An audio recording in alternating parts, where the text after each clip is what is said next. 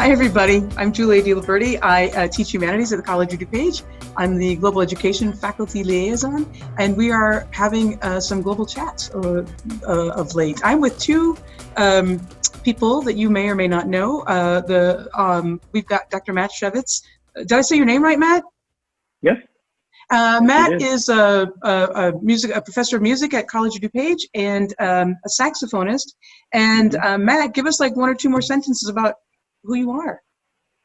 Well, I direct the jazz ensembles at College of DuPage. Outside of my teaching, I played professionally around Chicago and the Midwest. I've also written articles for Downbeat magazine and released an album a couple of years ago, and I'm working on my second. Oh, as congrats. a band leader. As a band leader? Yes, as a band. I have recorded on other people's projects. My first one as a band leader, though, came out a couple of years ago, and the second one is developing as we speak. Oh, I like it. Well, Dan Bindert gave us this, a comment called The Series of Strangeness, so maybe that'll appear in your album. Dan, this is Dan Bindert, you guys.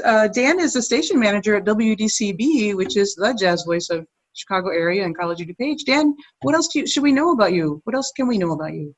Oh, I don't know. I guess to start off, not a musician, so feel free to discard any of my comments that go off the rails. But you know, I have been involved with the music in one way, shape, or form since late 1980s, mostly in radio. I worked as a writer for a period of time at a weekly newspaper in Rochester, New York, where I'm originally from, but have worked at a series of radio stations, NPR stations for the most part. Late night jazz DJ for most of that time, and more recently in the management end here at WDCB, but also worked at record stores and all that kind of stuff. Was a DJ at nightclubs for a period of time way back. But really, I'm more of like, I come to the music more as a fan and a record nut and a lover of history than as someone who can really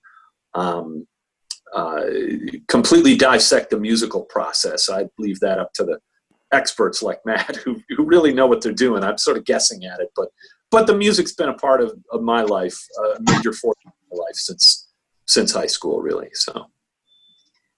Well, that's good. We have three different perspectives, because I'm like, oh, does it have a good lyric? Can I sing it? That's my perspective on jazz, right?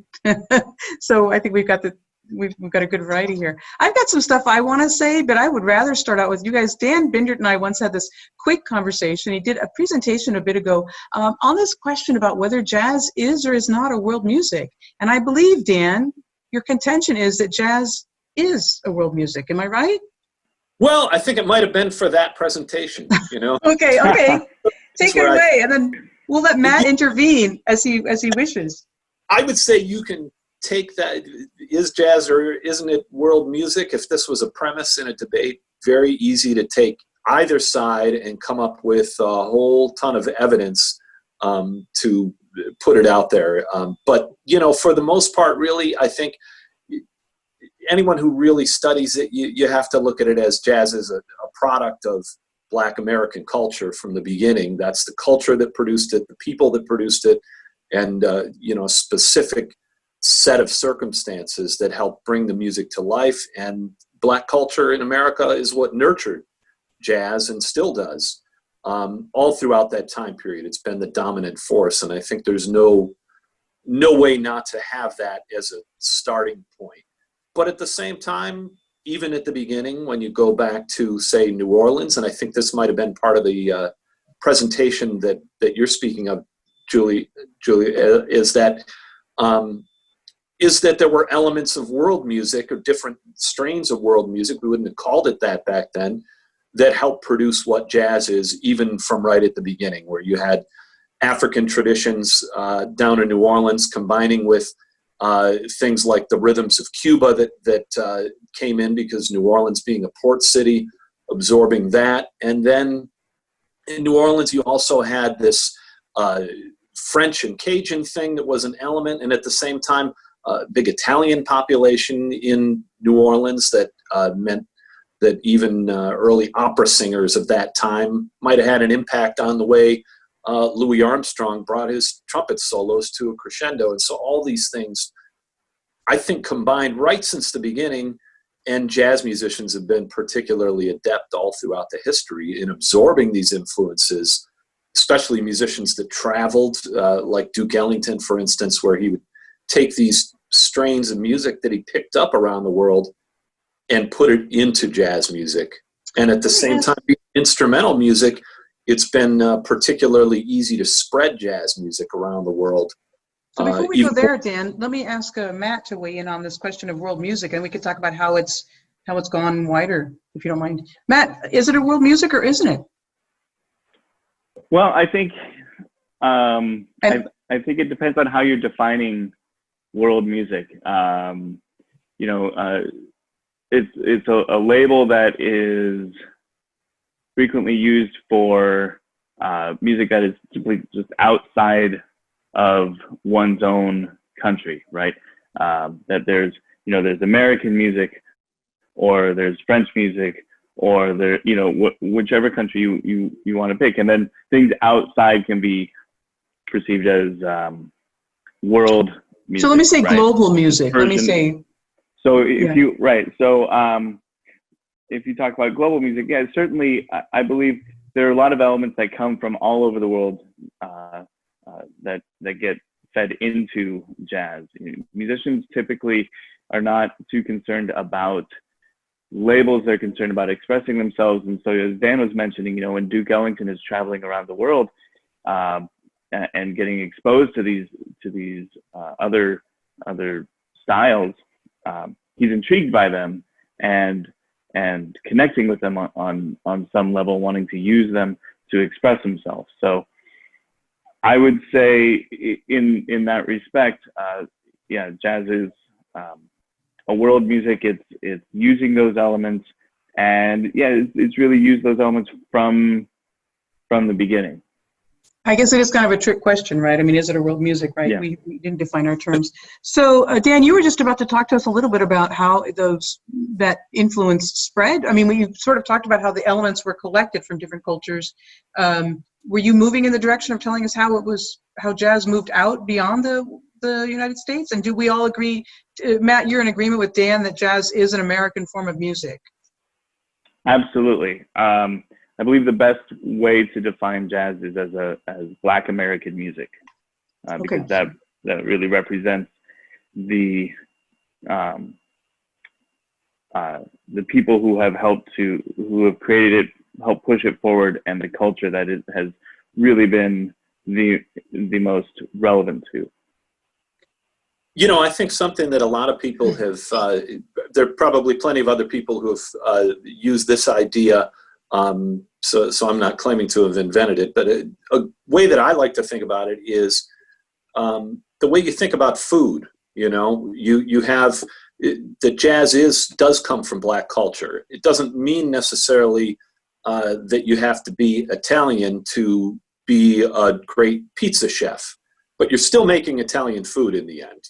I suppose, there are restaurants that serve all different types of foods, and the chefs that make the food come from all sorts of different backgrounds, but there is a cultural tradition that informed it.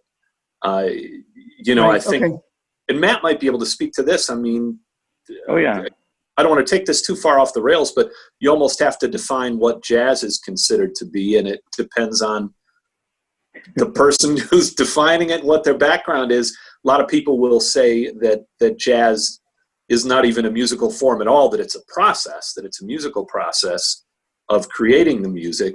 And other people will say that jazz generally includes certain elements or certain musical cues that let the listener know that it's jazz. So I'd be curious to hear Matt's take on all of that. I know you could go for an hour probably on that alone. I could. I probably have done so in the past, and I apologize to those people who were succumbed to that. But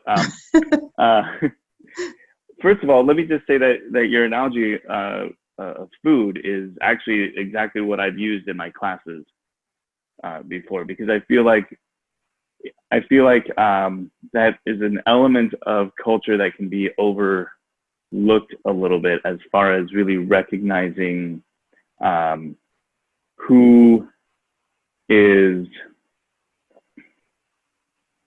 as far as recognizing how something could be considered authentic or not.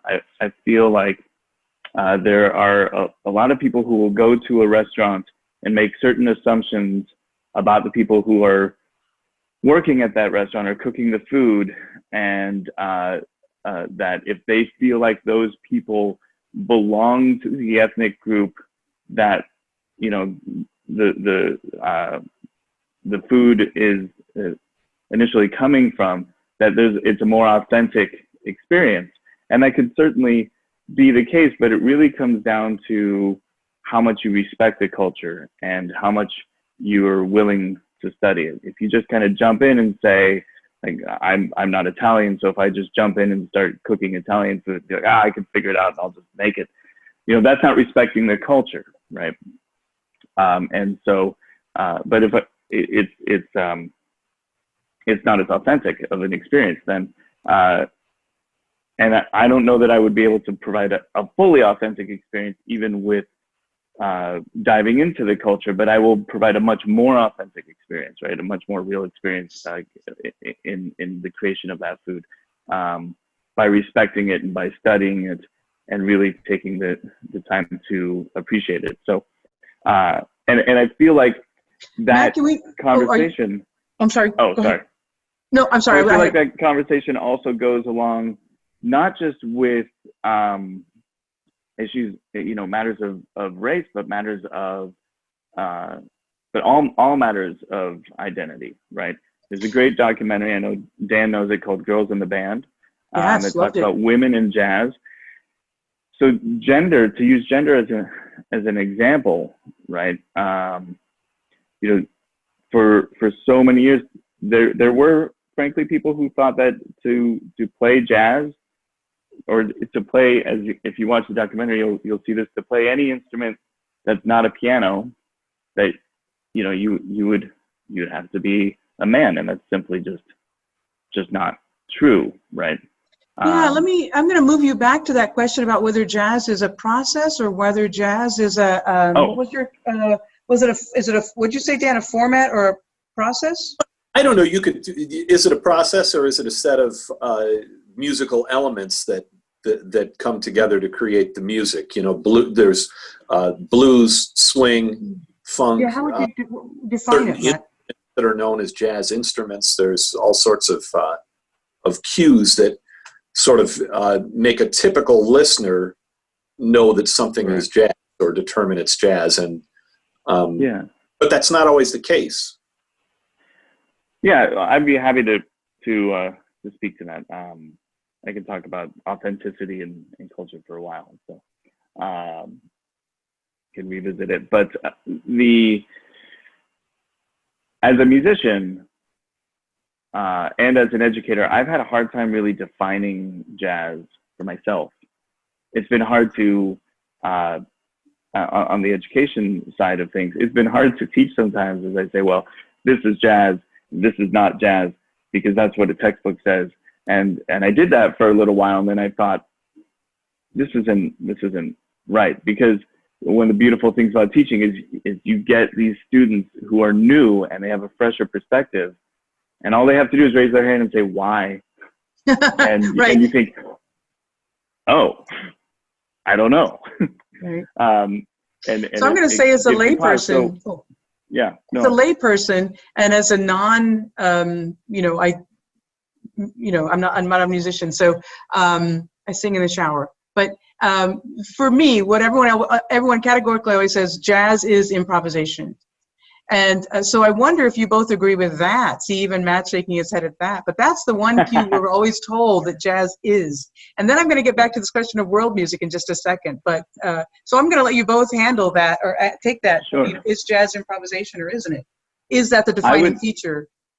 I would say improvisation is key to jazz. It is a huge part of the tradition. There are forms of jazz, there are compositions that do not contain improvisation that are considered part of the jazz tradition. I'm thinking, you know, of certain third stream compositions, which is a third stream is a combination of considered to be a combination of classical and jazz.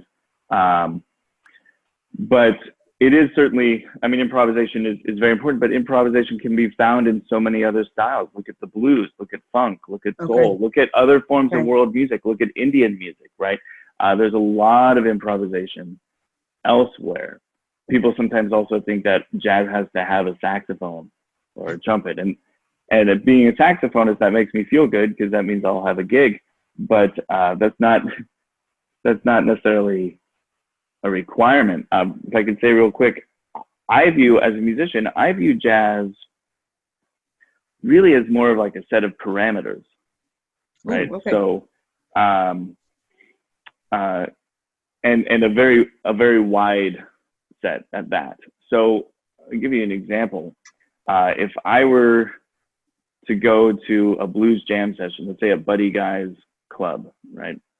Go down to Legends and I go to the blues jam session, get up and play, and I start improvising.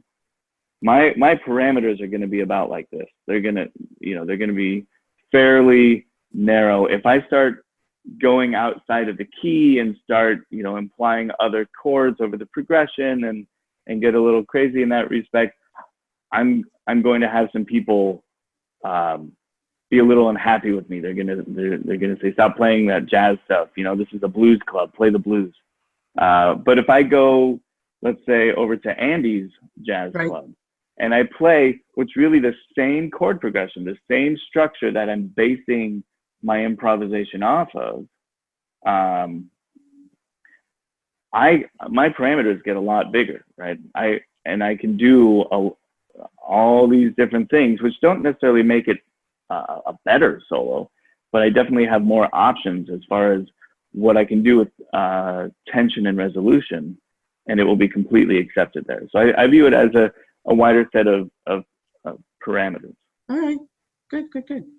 Look, I'm gonna, you know, you guys, I didn't come unprepared. I'm gonna share a screen with you and a PowerPoint. Are you guys feeling lucky? I'm just kidding. And I just want to start with this screen. I don't want to talk about the death too much here, but I do want to get back to this question of whether this is a world music or not. And just to say, you guys were talking about whether jazz is a world music, and of course it has its origins here. And any music goes everywhere, like rock is across the world, etc. But we have a Cameroonian Afro jazz saxophone icon who died. We've got a guy in Madrid, and then of course we have other folks who, of course, Dizzy Gillespie is known worldwide. So I'm sorry, Dizzy didn't die, but his pianist did. So I don't want to necessarily talk about the death, but you know, Manu Dibango is well known, and did he? So I don't know if you guys know about his style, but was his style like quote unquote American jazz, or was his style jazz? I guess it goes back to those parameters, Matt. But I mean, was there a Cameroonian influence? I don't know if you guys know about him or not. But yeah, I mean, I have the record upstairs. Nice. Yeah, he's a prime example of someone whose music. I mean, he had Soul Makossa was a hit in the United States, a pop R&B hit song on the pop charts. But you know, he played music that couldn't have existed without the traditions of his own. Music that came from Africa. At the same time, it couldn't have existed the way he played it without American music, not just jazz, but also, you know, the music of James Brown and 60s soul and 70s funk that informed what he did as well. And he incorporated all that. But he's a great example of jazz, I think, becoming a world music, or that you could make a case for that. Right, and so he goes back to that original idea you had about all these different influences in New Orleans, but he's, you know, in Cameroon and building up those influences as well. Right, he's pulling from the jazz records that he's listening to and studying, but he's also pulling from the music that is prominent in the culture where he is, right? So definitely a combination between jazz and other world styles. And that hit, Soul Makossa, I mean, it was significant to the point where there was Dan, you might know maybe a bit more about this than me, but there was a legal dispute, right, between Manu Dibango and Michael Jackson. Don't stop till you get enough, right? Isn't that the Yep. song? I mean, Yeah. he basically lifts Sol Makossa, lifts part of the song, the riff, and incorporates it into something he's doing. And you know, you couldn't have that Michael Jackson song without that very direct lifting of Manu Dibango's song. So when comic book artists lift other people's ideas, they call it, oh my God, I forgot the term, but it's not considered, it's like an homage, right? In music, I think it's a very different thing. Well, what else do you guys want to talk to? I want to go back, I talked to you guys about some people who talk about jazz outside the music realm, and I want to get back to that or turn to that later, but I want to know more about, well, I can do that now, or we can. What other thoughts do you want to share with us? One Dan? thing and I'd love to hear Matt's thoughts on it, but one of the things I think that's interesting about jazz music, as we're calling it jazz as a world music, that's different from some other cultural traditions around the world, is that you have these traditions in other countries where the culture may have been a little bit more homogenous for hundreds of years in a different way than it was here in America. And so you had these long centuries of development of musical traditions in other countries that are very different from the way things developed here. And at the same time, jazz music parallels the rise of recorded music. So jazz instantly, from the time jazz music really began to be thought of as what we think of as jazz, it almost exactly parallels recorded music that could be shared and disseminated around the world right from the start. So as soon as jazz starts to become a thing in America, the Louis Armstrong's records are being heard around the world, and so on with all the musicians that have come down the line. I mean, I think hip-hop has done it in an even more accelerated way, and that hip-hop has, you could say it's become world music, but it's definitely Black American culture. There's no doubt about it, although Jamaican culture of DJing sort of was a part of what seeded hip-hop even. But that element of recorded music, disseminating it, and then providing people like Manu Dibango with inspiration, I think is different for jazz than maybe some other musical forms that have developed over long periods of times in other countries. Yeah, I think Dan's exactly right. You know, you have, when you look at American music, it's, you know, it's just not as deep of a history really for people to pull from. It doesn't have the centuries of development that, let's say, European music might have, outside of course, Native American music. But if we're talking about jazz or rock or blues, there's, you know, or just kind of the more commercial side of American music, there's not as much there. So composers, songwriters have long pulled from various cultures, you know, various influences in order to create their pieces. You see this even with like Stephen Foster. But moving forward, you know, when you start getting into jazz, you have not just African elements or European elements, you know, you have Caribbean elements, you have, you know, Latin elements that are coming together. And then as jazz starts to spread overseas, which really happens, as Dan was saying, with the, you know, development of recording technology, as the original Dixieland Jazz Band starts to go overseas because they have the first big jazz hit in 1917, then the music starts to spread more. What's interesting, I think, about that is, you know, if you look at the original Dixieland Jazz Band's success, it's unsettling, right? It's in some respects, because here you have a music that, again, we're in agreement that it really is best defined as Black American music, and yet the first group to record it and have a significant hit is an all-white group. But as recording technology develops and more people are able to hear the music and the music spreads, the original Dixieland jazz band's popularity actually winds up fading. They're basically a one-hit wonder. And then people like King Oliver and Louis Armstrong and Jelly Roll Morton, they start to have more success. You guys are going to make you do a couple more slides here. And we're going to look at, come to this from looking at, I teach humanities, so we sort of look at the interplay of everything. And so I just was intrigued by all these people I've read and seen, and who've tried to recreate the sound of jazz visually or verbally. And so we have Henri Matisse, who in 1941 started a book called Jazz, in which he used collage and cutouts, and he tries to recreate or give a sense of what jazz is in various images. I don't pretend to understand Matisse. I do know I just like bright splotches of color, And for me, jazz is always a little what I call asymmetric. I don't know if that, makes sense, but that's just my way of thinking about it. And it probably does make sense because probably not an original thought, but but I have some other quotations here about people in jazz. And one of my favorite articles to read is by James Baldwin, and he says if Black English isn't a language, then tell me what is. The idea that our language is inherently has Black identity because we borrowed so much. But one of the terms he specifically points to is this term jazz. And he says, now I do not know what white Americans would sound like if there had never been any Black people in the United States, but they would not sound the way they sound. Jazz, for example, is a very specific sexual term as in jazz me baby, but white people purified it into the jazz age. Have either of you heard that quote or read that quote before, or do you have any thoughts on it? Not to put you on the spot, but if I can ask. I think he's on the mark, for sure.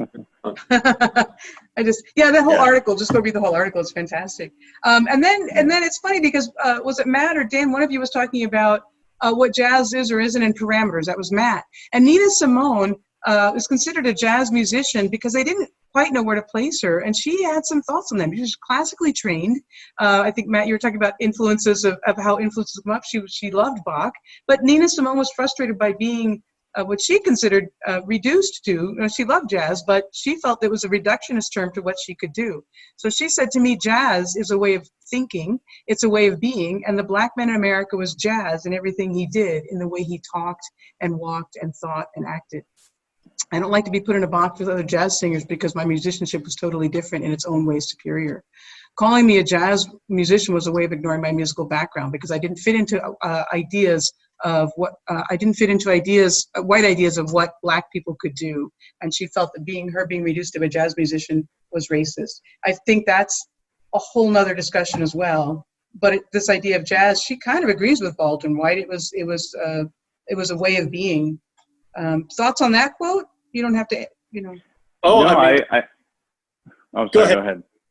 Well, I was just going to say that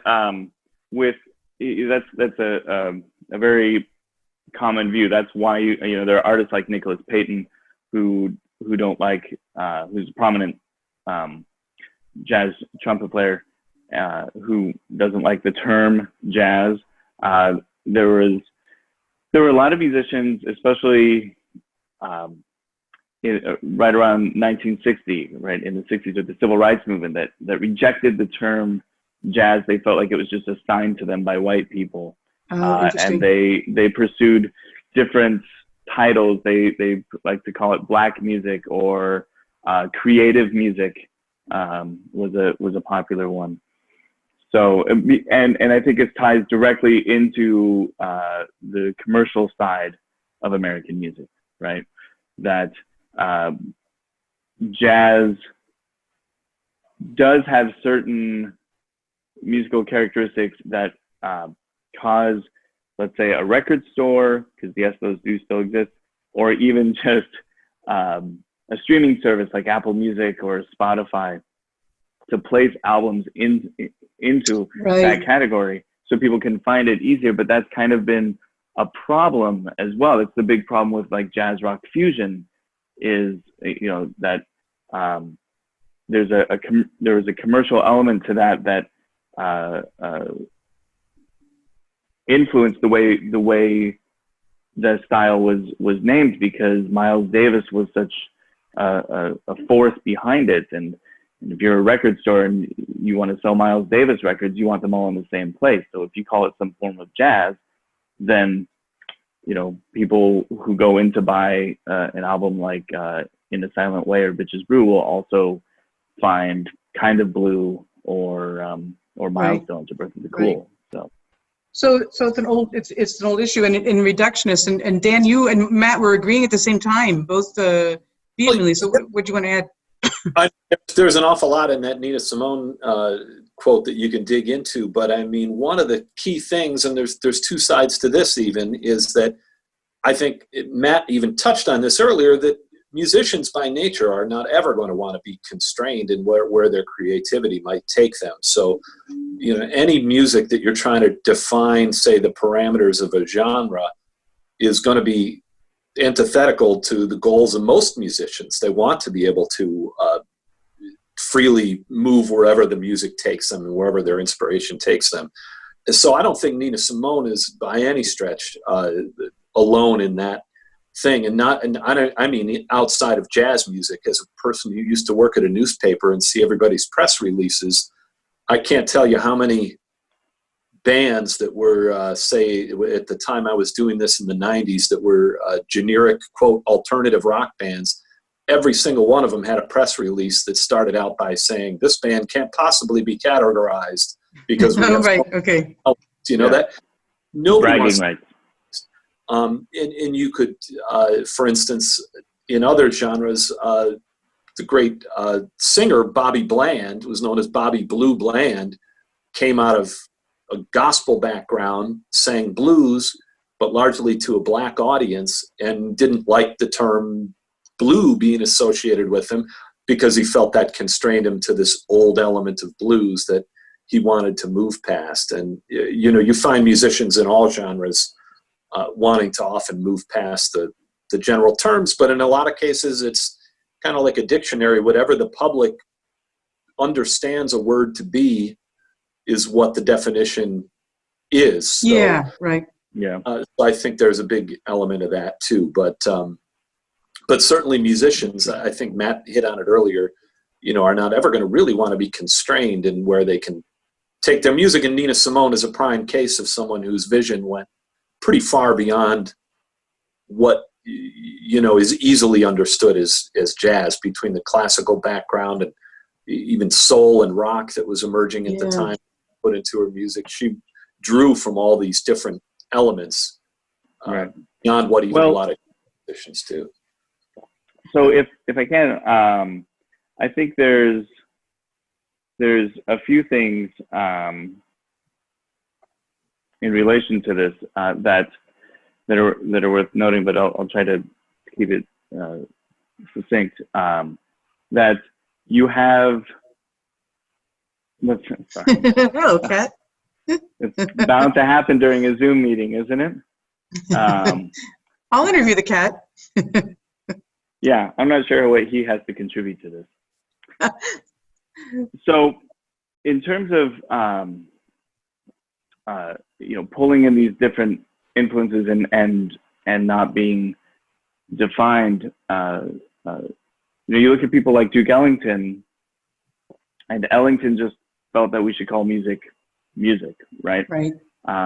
You look at how people learn music, and they're pulling in from these different influences. They're pulling in from these different styles. And so when you're taught at a young age to just embrace or the styles that you get exposed to, the music that you get exposed to, and just let it kind of come in, right? And then also, I think what's really important to note is that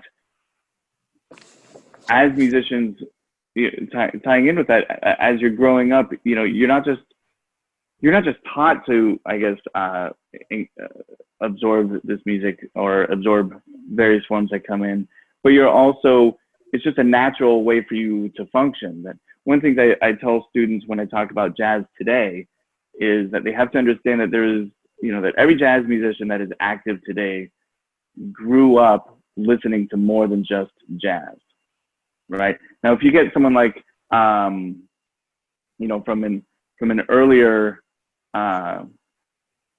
style, right? from an earlier time period, they might have grown up listening mainly to swing as the popular form of music, right, in their youth. But for someone active today, they're growing up listening to funk or rock or punk or hip hop, and they're letting those influences come in, right? And that has an impact on how they compose. Then when you add travel or just this natural exploration of other cultures, you're going to get those influences coming in, and it's a natural progression.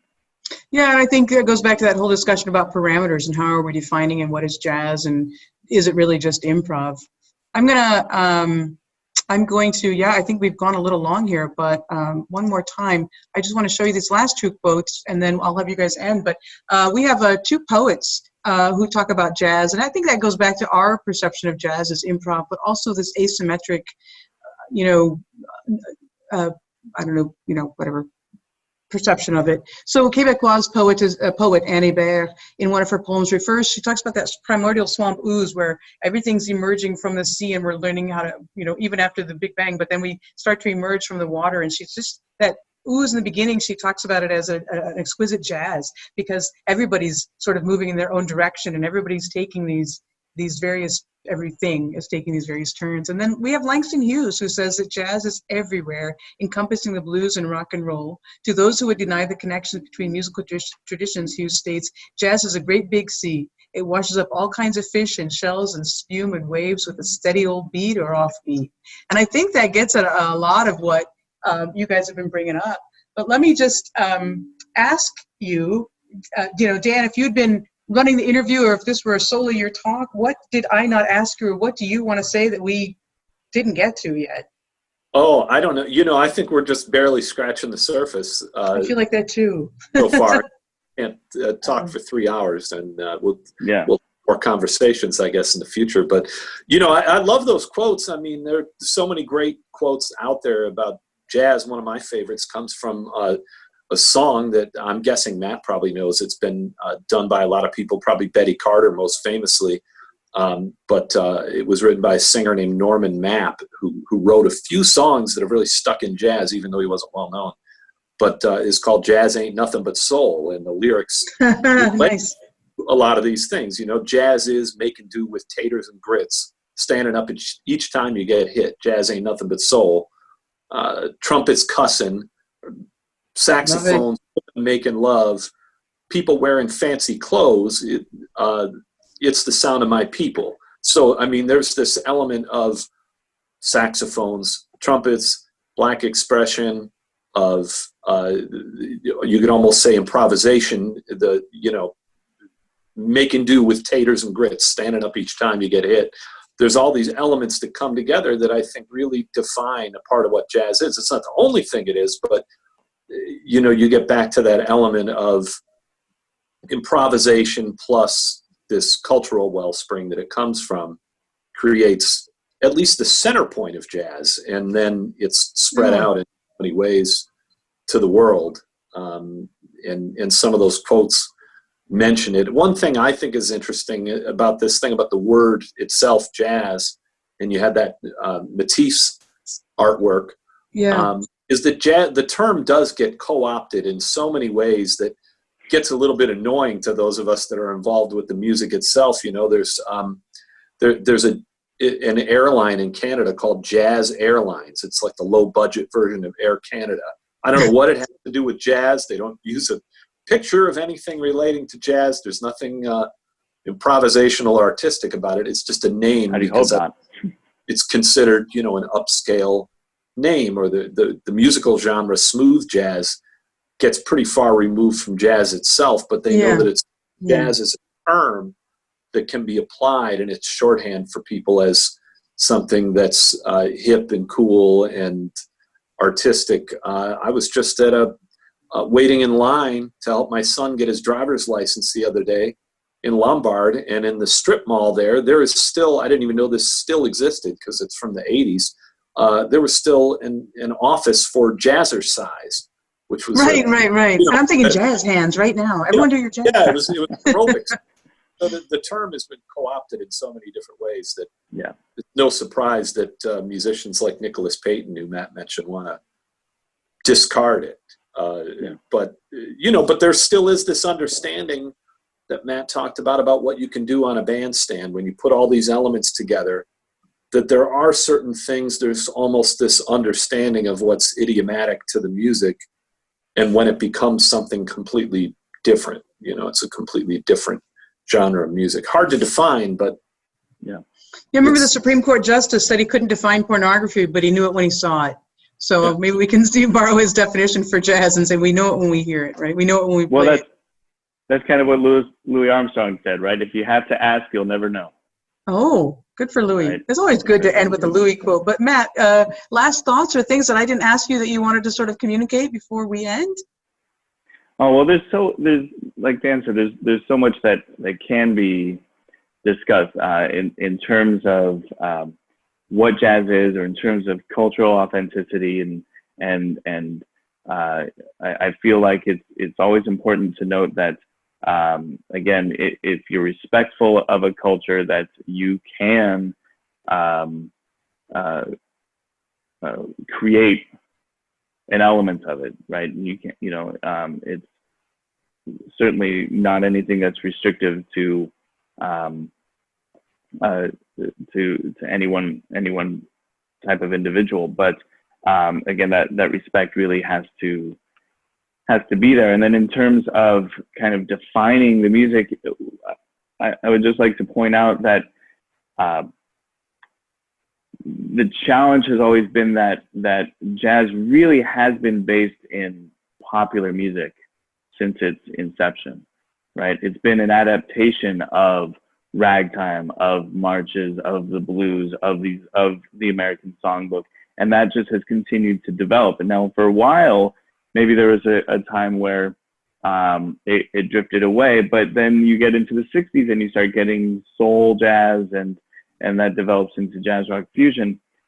There's always been this connection with American popular music, and again, expanding those parameters. But with that in mind, I feel like what gets lost sometimes is just that there is something that you can connect with. And one of the things that I feel is a common theme in pop culture, and I know this could be a whole nother discussion, so I'll be careful with it, but is kind of this disdain for jazz. You see it in shows like Parks and Recreation, where they're like, oh, jazz, it's this crazy sound, and I'm not sure how to connect with it. You see it in movies like Talladega Nights. I've seen it in my kids' shows that like my daughter watched. And it's funny, but it's such a hard term to define. There's so many different styles. I feel like people are forgetting that there is something out there for them to connect with. Right. That if you say, oh, I don't like jazz, but oh man, do I really like soul music? Well, I have some records to play for you, right? Well, I think we all think if we don't understand Coltrane, in or outside of music, that we can't appreciate jazz. But I confess I've got my Cole Porter out here. So, because I can sing along Cole Porter. So it's a long span. We're gonna leave it there, but I do think we should come back and have other conversations. Think Humanities Fest, gentlemen. We can talk more. But so I appreciate you guys talking today. I just appreciate it. So, and I'm sorry I asked you if you guys knew who the Cameroonian jazz musician was, because I should have known. You would both know that. And in fact, I just recently learned about him, so I'm the one who didn't know. I apologize. So anyway, thank you both. And let's chat more, either online or offline. Sounds good. Thanks so much.